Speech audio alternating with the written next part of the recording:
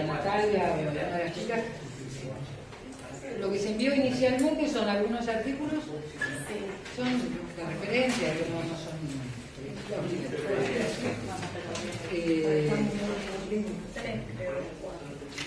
y se mandaron como 2 reducidos de los Power. Hay un problema con los Power, realmente el tema de la foto no se puede mandar. El Power no se el tema de los textos se puede citar, lo de las fotos es más complicado. Entonces, bueno, hicimos, además también es muy pesado, nosotros hicimos una especie de reducido de poquitas diapositivas de texto. De la primera clase había muy poco texto de diapositiva, y en la segunda por ahí había algo más. En la segunda me traía bien hacer hoy, pero como el grupo de los lunes ya la tuvo, dije, bueno, ya mandemos la total. Así lo tenían como adelante. Los PowerPoint no llegaron. Bueno, los textos sí que son 4, pero no me acuerdo. O 5. Sí, se van a ir agregando, y también digo, vuelve a ser, digo, igualmente en el programa inicial que se envió está toda la bibliografía completa, digamos. Pero algunos que son los que fundamentalmente que están en internet y que son fáciles de acceder, los tratamos de subir, y incluido que ya esta semana lo voy a mandar, nos habíamos olvidado de mandar el librito de mediación comunitaria que hicimos hace unos años con Alejandro Nató y Gabriela Crecaso. Es un libro que ya tiene sus años y fue pensado estrictamente en el formato de mediación comunitaria. Tiene alguna línea de salida hacia conflictos más generales. Hay un capítulo de conflicto público, que yo creo que en estos años hemos avanzado bastante, y por ahí lo cambiaríamos un poco, pero bueno, como referencia sigue siendo bastante válido. No sé, me gustaría que podamos empezar por ahí como una especie de repasito de lo que vimos en la charla anterior. Esto que pasa tanto tiempo, la verdad que nos hace casi olvidar. En el primer encuentro habíamos visto algunas cuestiones que tenían que ver con los desafíos políticos, sociales y culturales, y algunas ideas sobre las dinámicas sociales urbanas contemporáneas. Habíamos visto el video de conflictos en Latinoamérica en general, que bueno, traía por lo menos algunas temáticas que son las que hoy están en debate.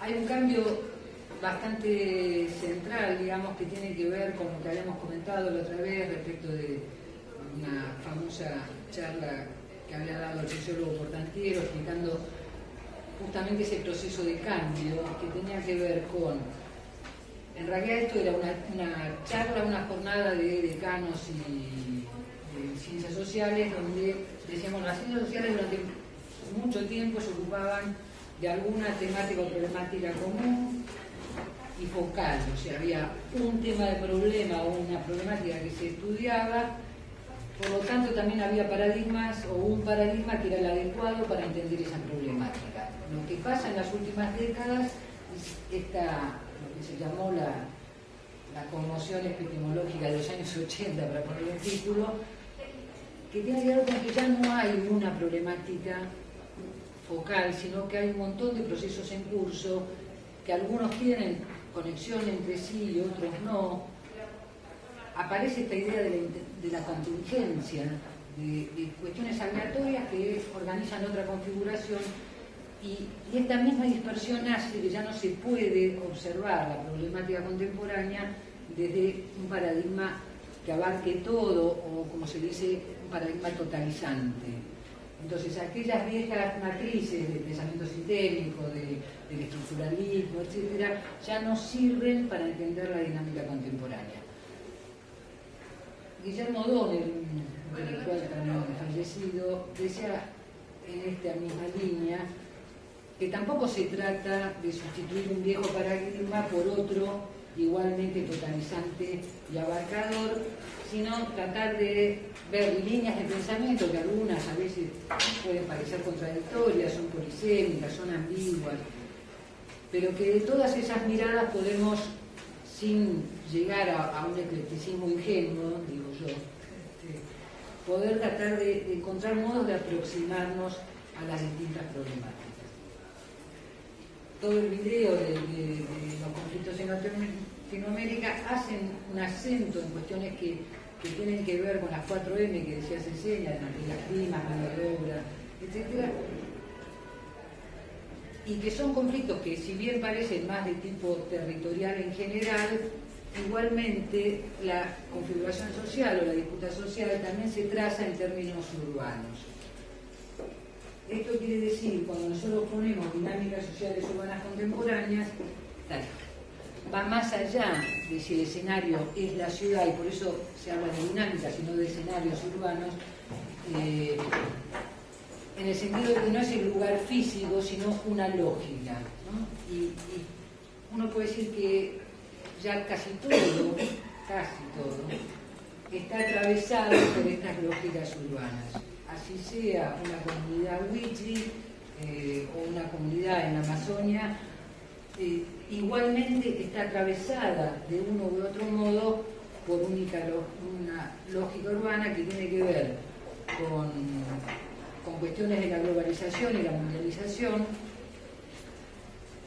Globalización y mundialización refieren más o menos al mismo proceso, pero tomando un aspecto distinto, ¿no? Digamos, hay un autor que se llama Renato Ortiz que plantea que diferenciación diciendo la idea de globalización remite más a procesos tecnológicos o económicos y mundialización más en términos de cultura. Trata, digamos, de establecer que no estamos mirando lo mismo cuando decimos una cosa u otra.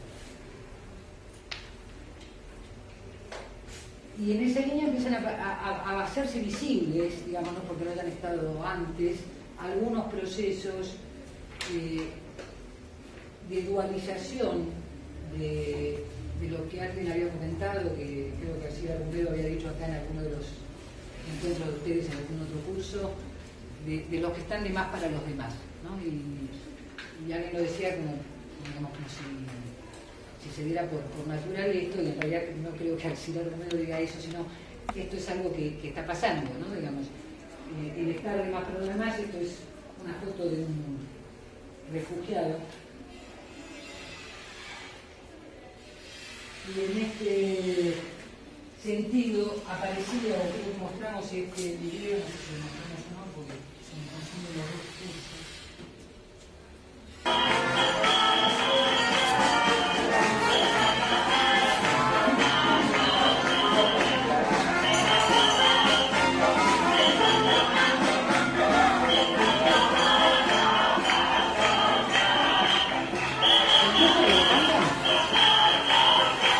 Se va a acabar la paz social.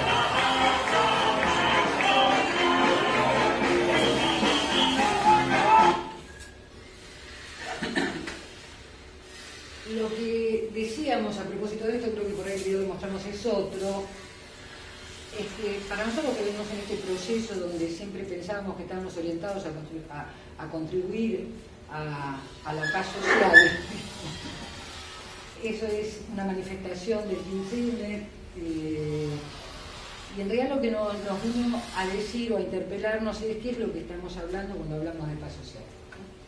Y efectivamente lo que aparece es una idea de paz en la cual se mantendría cierto statu quo y donde definitivamente los cambios necesarios y radicales que requieren las sociedades actuales, desde esta perspectiva de la paz social, definitivamente quedan como obturados.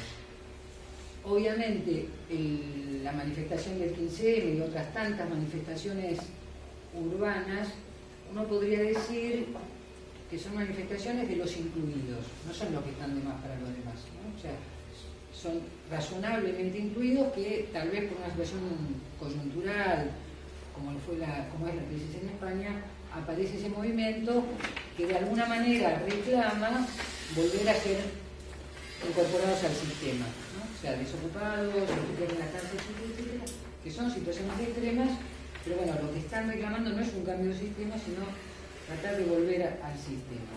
Pero después están los otros, que es la foto del refugiado que mostré antes. Esta es de Brasil, y efectivamente también los que salen a la calle, uno puede decir, son mayoritariamente lo que puede decirse entre comillas clase media, pero definitivamente son los que tienen la posibilidad de expresarse, ¿no? Y de alguna manera uno eso lo puede ver como un síntoma, es decir, ellos tienen la capacidad de expresarse o las posibilidades de expresarse, pero también hay otros que ni siquiera tienen esa posibilidad de expresarse, como el chico refugiado que definitivamente se tapa la cara. Yo no sé si lo conté a ustedes, pido disculpas si tenemos repeticiones, pero nos resulta difícil acordarnos todos los ejemplos de cada grupo. Pero el caso de Brasil es bastante interesante. Cuando aparecen las manifestaciones se dice bueno, que esto no era visible, ¿no? Y que de pronto irrumpió en la calle un descontento, un malestar social. Y la verdad que 2 años antes habían aparecido ya algunos síntomas que nadie escuchó, nadie atendió. Hubo una campaña que se llamó la campaña de los globos negros, que era un globo negro por cada familia desplazada, y esto es los barrios más pobres que en todo el proceso de embellecimiento de las ciudades, con vistas al futuro mundial de fútbol, empiezan a ser desplazados por necesidades de ampliar una infraestructura, de hacer estadios, etcétera, pero también servía de excusa para correr a los que quedaban feos en la ciudad. Entonces, eso no había pasado y eso, sin embargo, no fue tomado por los medios de un modo, digamos, que ponga sobre la mesa uno de los problemas más cruciales, y definitivamente esa campaña se organiza donde ya hay miles de desplazados.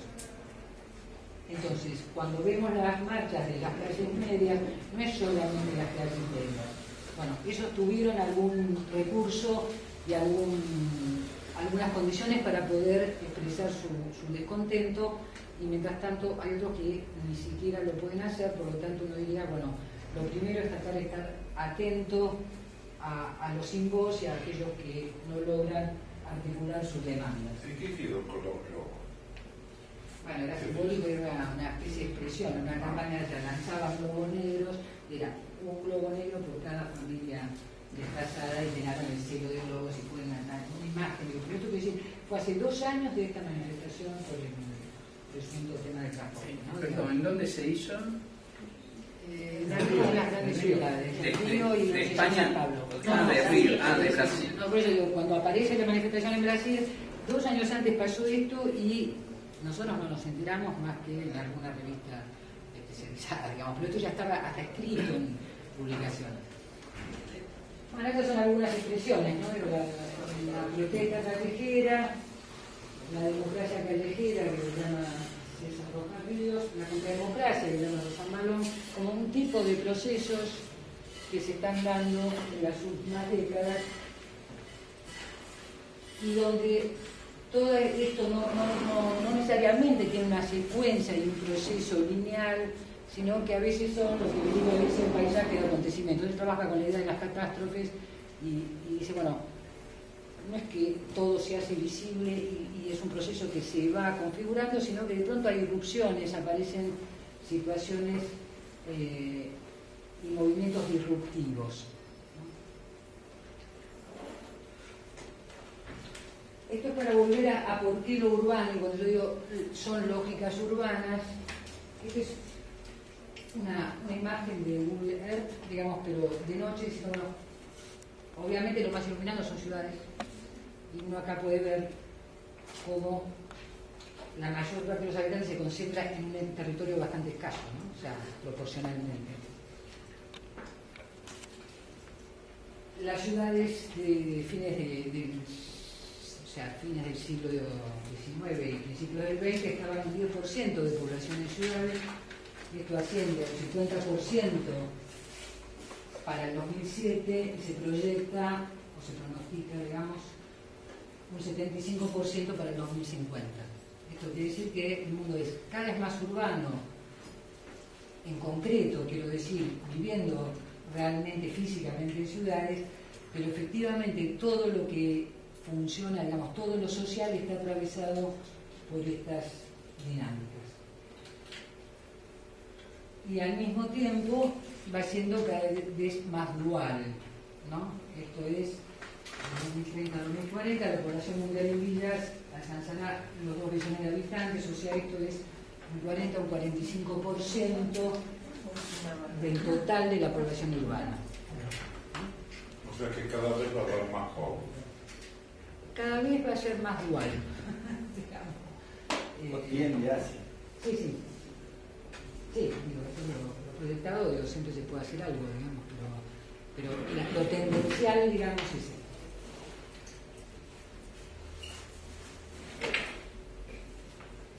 Bueno, esto es todo, digamos, tratando de tomar algunos títulos un poco salteados de la clase anterior.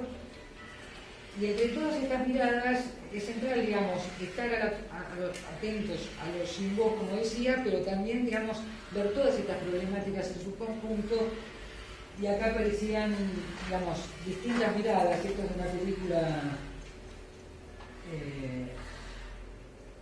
medianera que les diría que pueden entrar a internet y ver el tráiler, aunque sea, que es la mirada de un joven urbano de clase media. Y este sí lo vamos a ver, es muy cortito. La multitud es una película que hace Westergel, y paradójicamente, digamos, los dos están abandonados, ¿no? La ciudad deportiva de La Boca, parte de la ciudad, Interama, digamos,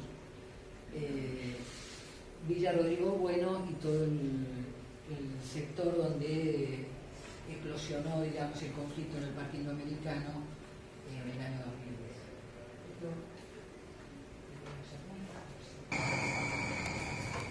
La película es un documental de creación, de alguna manera, que trata de capturar más que un relato, una experiencia ante el espectador que la está viendo. Trata de activar algún tipo de recuerdo emocional relacionado con la ciudad y, bueno, un poco la búsqueda de conectar con dos espacios que hoy están abandonados pero que tienen un fuerte arraigo en la memoria ciudadana. Me interesaba eso como estrategia para activar una relación con una poesía alrededor del olvido y un poco de la memoria, ¿no? La multitud, digamos, se llama la multitud justamente por todo lo que nos muestra, digamos. Eran espacios enormes que en su momento estuvieron pensados para albergar a muchísima gente, y un poco la película muestra, digamos, cómo esos espacios hoy por hoy están absolutamente deshabitados y tienen el silencio justamente del olvido. No solamente los espacios, sino también las zonas que la circundan. En el caso del Parque de la Ciudad, los alrededores de Lugar 1 y 2 y la Villa 20, como habitantes expectantes, digamos, de lo que fue esa urbanización fracasada. Y en el caso de la Expo Deportiva de La Boca, la Villa Rodrigo Bueno, que está hoy por hoy con un conflicto importante a partir de la expansión de las torres de Puerto Madero con la empresa constructora EXA. Esos espacios, digamos, en su momento fueron hitos que se relacionaban con un futuro y un desarrollo de la Ciudad de Buenos Aires y del país, que me interesaba mostrar cómo era el estado actual de ese recuerdo hoy por hoy, digamos, ¿no? Y en ese sentido, digamos, me interesaba también contar a través del paseo y de los caminantes de la película, mirar con ojos extraños, personajes que no tienen una relación particular con ese pasado y que uno como espectador sí la tiene. Entonces, de alguna forma, de esa manera, digamos, se subrayaba un extrañamiento relacionado con la ciudad. Me interesan los procesos que tienen que ver con la ciudad y con la historia un poco de la ciudad, la historia que queda impregnada en las paredes de la ciudad. Me interesan las transformaciones, por ejemplo, en el caso, digamos, de lo que fue la Villa 20, un poco después de que terminamos de grabar, sucedió lo del Indoamericano, y cómo quedaba de alguna manera en disputa, digamos, la crisis habitacional, relacionada con una disputa ridícula que tiene que ver descaradamente con algo que se defendía relacionado con el espacio público. Entonces, fíjense cómo los nuevos elementos de la dinámica de conflicto, como los temas de inseguridad, ponen en agenda cuestiones que van más allá incluso de lo que antes les molestaba, que era la otredad. O sea, ya la otredad no la tengo al lado, la tengo en otro lado, pero son los de al lado también. Entonces, ¿cuál es el mal mayor o cuál es el bien mejor por el cual voy a priorizar? Y terminan decidiendo por el tema de estamos más seguros si vivimos todos juntos. Porque no viene el otro del otro lado a cobijarse del muro que nosotros hicimos. Y yo lo dejo así flotando esto. Como hasta dónde un muro puede dividir o puede acercar, ¿no? Lo dejo flotando como un tema que nosotros mismos lo estamos investigando al punto tal de ver una mala práctica como fue una intervención y sin un seguimiento activo, porque en aquel momento la intervención sola alcanzaba como que qué lindo lo que pasó allí y nos quedamos con la foto, y en lo social la fotografía es como lo que dice Bourdieu, la fotografía se mueve, se mueve, se mueve, y lo social se mueve, se mueve, se mueve. De hecho se movió tanto que el muro se levantó. Juntaron dinero los de Lomas del Mirador 1 para no estar conviviendo con los de Lomas del Mirador 2. Ahora después un hecho superador, la inseguridad.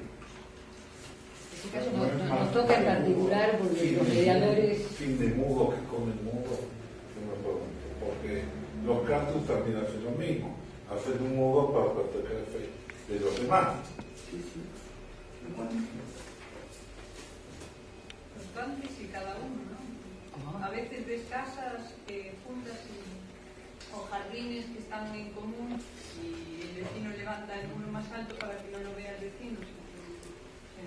Sí, el otro día fue una discusión muy de persona a persona.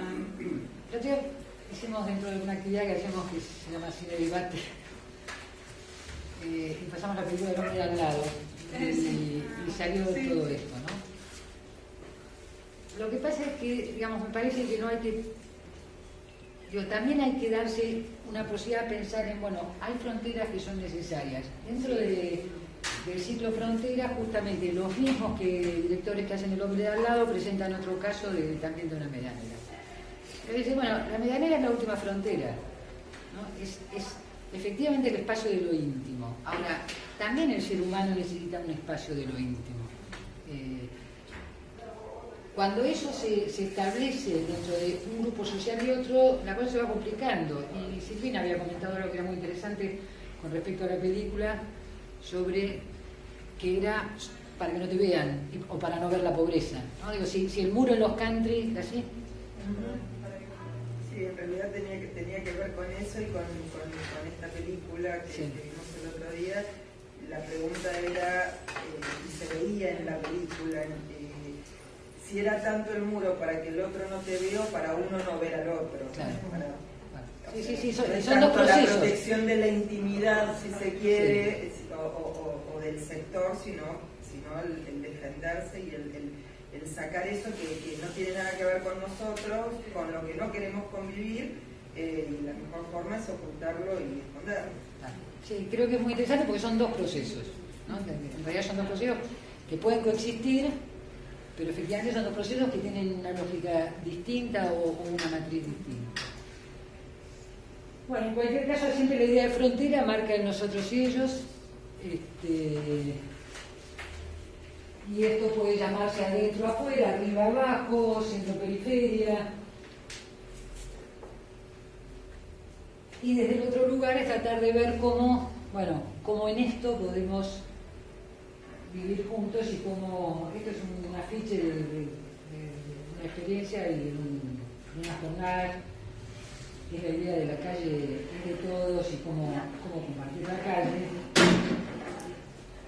Y en esto, digamos, sí me parece que debemos por ahí no ser ingenuos y saber que esto necesariamente es un proceso conflictivo, ¿no? O sea, la idea de que vamos a compartir la calle, digo, ahora que la palabra diálogo se utiliza excesivamente, creo, es saber que el diálogo en sí siempre es conflictivo. No es gente que se pone a conversar, hay gente, digo, que naturalmente, o por historia, o por cultura, o por lo que fuera, pueden estar o no enfrentadas, pero que la verdad que por lo menos no tienen ningún interés en compartir con el otro, ¿no? Y sobre esta base es ver cómo de eso pueden pasar a entender que se pueden enriquecer con el otro, que podrían dar un paso adelante, no solamente coexistir o no solamente tolerarse, sino además enriquecerse mutuamente. Entre todos estos procesos y un poco lo que explicaba, digamos, de la dispersión y de los paradigmas que ya no son acabados y todas estas nuevas perspectivas de las ciencias sociales, también empiezan a aparecer una serie de términos: gobernanza, cohesión social, participación, sostenibilidad, etcétera, desarrollo sustentable, desarrollo local. Es uno de los artículos que les enviamos, que es de Jordi Borja, donde justamente a lo que él apunta es que el uso cotidiano de estos términos termina, digamos, de aceptarlos, adoptarlos sin entender muy bien qué quieren decir, o muy bien hacia dónde pueden estar orientados y cuándo pueden ser utilizadas, y al mismo tiempo, digamos, como que una vez puestos ya nos quedamos tranquilos de que vamos por lo políticamente correcto o por lo que realmente debemos hacer, ¿no? Y después hay que ver primero si nos lo permitimos, si generamos las condiciones. Digo, la gobernanza implica hacer horizontales las decisiones. Bueno, ¿hasta dónde vamos a horizontalizar las decisiones, ¿no? Digo, y es una decisión también, es una decisión política básicamente. Pero un poco lo que dice Borja es, bueno, el uso cotidiano también le ha hecho perder el sentido a esos términos, y por ahí ya no los comprendemos, los seguimos poniendo casi como una estampilla, ¿no? que dice desde dónde estamos hablando.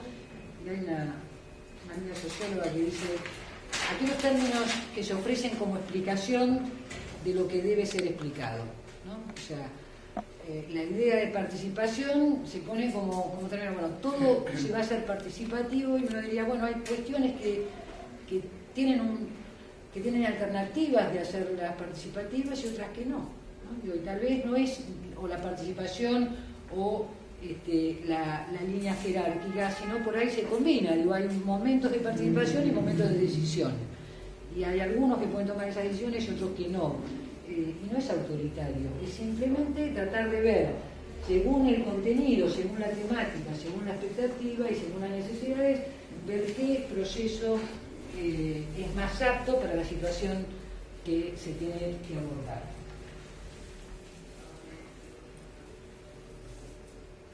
Bueno, esto es un poco a modo de conclusión, y digamos, dentro de todo esto aparece, digo, en el marco general de un derecho que hoy ya es tomado como un derecho, no sé, creo que Alejandro le llama de cuarta generación, no sé de qué generación, el derecho a la ciudad, digamos, que es uno de los derechos nuevos de las últimas décadas, ¿no? Ya desde los 60 se habla del derecho a la ciudad, pero digamos que se hizo de uso común, y bueno, creo que se agrega dentro del derecho a la ciudad el derecho a la belleza, que me parece que no es menor, digamos, ¿no? Y uno podría representarlo en decir, la vivienda social, en ese sentido también ha tomado una decisión. ¿Por qué la vivienda social necesariamente siempre era fea, ¿no? Bueno, el derecho a la belleza también tiene que ver con esto. Se puede trabajar en un proceso integral, estratégico, intersectorial, interinstitucional, para ir resolviendo problemáticas complejas. Un poco la referencia del Muro de Paraná es esa. Nosotros definitivamente ese caso lo habíamos puesto en el libro con el final feliz, porque era un tiempo en el que el final parecía feliz. La gente había quedado muy contenta con el proceso. Yo realmente era observadora a posteriori, es decir, los mediadores habían sido Alejandro y Gabriela Rodríguez Terejazo, así que yo no tenía ninguna duda de que la mediación había sido realmente buena, y además habían llegado a un acuerdo.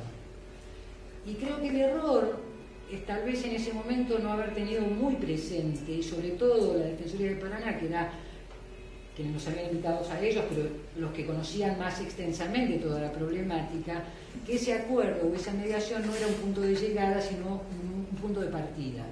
Es decir, el acuerdo podía servir como una tregua provisional, en principio para no construir el muro, porque digo, revertir la situación se hace más difícil, en parte poder hacer una tregua en la escalada de violencia que había llevado a la decisión de separarse definitivamente. Entonces el acuerdo servía para esa tregua, pero era una tregua provisional. Y si no se empezaba a trabajar desde ese momento en otro tipo de procesos transversales, en las escuelas, en los grupos sociales, y atender el problema de Lomas de Mirador 2, que era unas viviendas que habían quedado sin terminar, que no habían sido adjudicadas, y efectivamente se ocupan en condiciones muy precarias. Entonces no eran solamente 2 barrios, era un barrio terminado, asignado a beneficiarios específicos, y una segunda etapa de ese conjunto que queda a medio terminar, y en esas condiciones precarias se establece gente. Y bueno, los unos y los otros también eran eso, ¿no? Entonces, esa situación debidamente trabajada en el tiempo y en un proceso sostenido era lo que podía dar la posibilidad de que no solo el muro no se construya, sino que se empiece a reconstruir o a construir un tejido social hacia el futuro y hacia una convivencia, digamos, bastante más, no solo pacífica, sino de enriquecimiento y de trabajo conjunto, donde, bueno, todos sean parte de un algo. Cecilia, y todo lo que estudié lo he tratado, y me dedico al Consejo Consultivo Comunal de Palermo, y bueno, trato de hacer cosas, y es muy difícil. Llevo 10 años de actuación así vecinal, pero honoraria, es como muchas tareas. Gracias. Mi nombre es Gabriela, soy licenciada en Recursos Humanos y trabajo en Recursos Humanos en la Defensoría. Gracias. Mi nombre es Sabrina, soy abogada y trabajo en el Ministerio de Salud de la provincia en el área de salud mental. Gracias.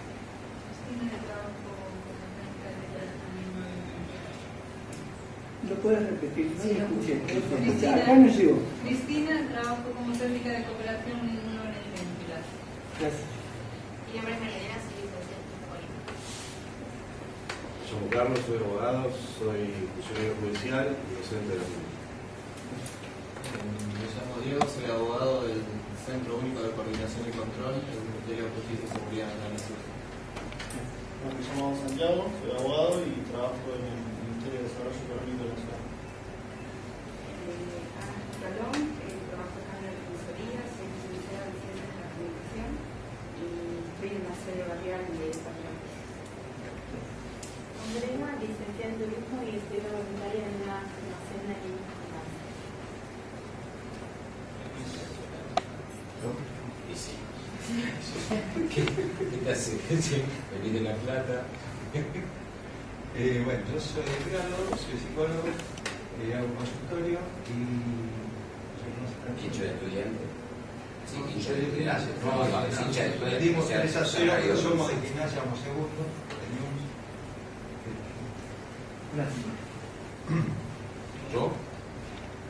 Yo soy Sergio Alumni, soy licenciado en enfermería, trabajo en el Casa Cuna, hago neonatología hace 10 años, soy especialista en el área, me recibí en San María Lúdica, en la especialidad, soy licenciado en biología, en el doctorado en biología y doctorado en educación, y soy profesor universitario de biología, profesor de la Universidad Nacional de Lanús, concursado, y soy religioso de una iglesia ortodoxa de comunidad inclusiva, en la cual trabajamos con comunidades inclusivas fuera de lo que es Cartagena. Me llamo Iván, bueno, soy abogado recientemente recibido.